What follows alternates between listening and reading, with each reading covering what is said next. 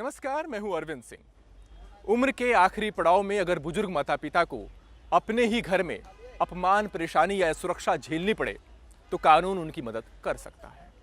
Supreme court ने जो फैसला दिया है उसका मतलब साफ है कि अब बुजुर्ग माता पिता को सताना मुश्किल पड़ सकता है और ऐसी सूरत में उनके घर से, उनकी संपत्ति से बेदखली भी हो सकती है। जी हां, सुप्रीम कोर्ट ने ये कहा है कि बुजुर्ग लोगों को कानूनी राहत देने के लिए बनाए गए सीनियर सिटीजन ट्रिब्यूनल को इस बात का अधिकार है कि वो जरूरत पड़ने पर बच्चों को, बेटे या बहू को या किसी दूसरे व्यक्ति को भी बुजुर्ग नागरिकों की संपत्ति से बाहर करने का आदेश दे सकता है।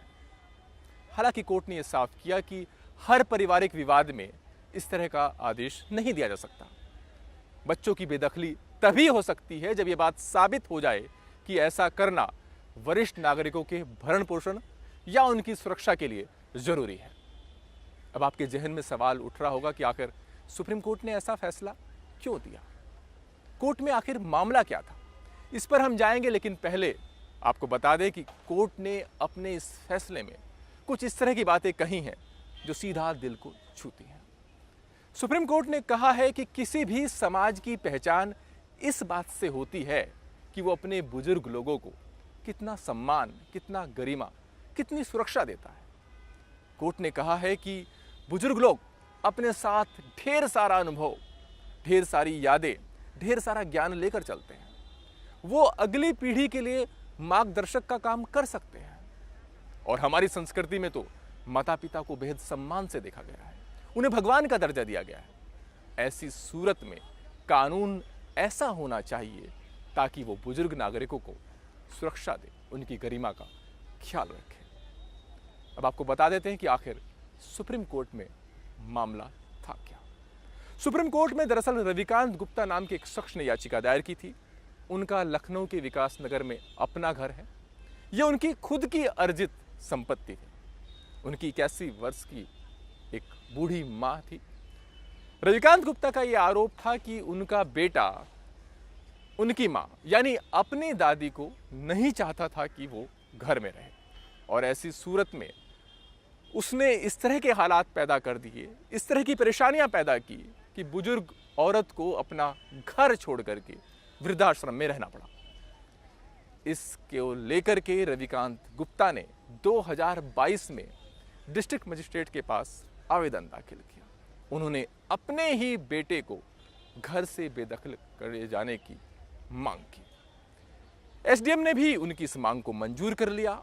एसडीएम ने अपने आदेश में ये कहा कि ये बात साफ है कि ये रविकांत गुप्ता का खुद का मकान है, उनकी खुद अर्जित संपत्ति है, और ये बात भी साफ है कि उनका बेटा अपनी दादी को परेशान कर रहा है, उसे घर में रखना नहीं चाहता।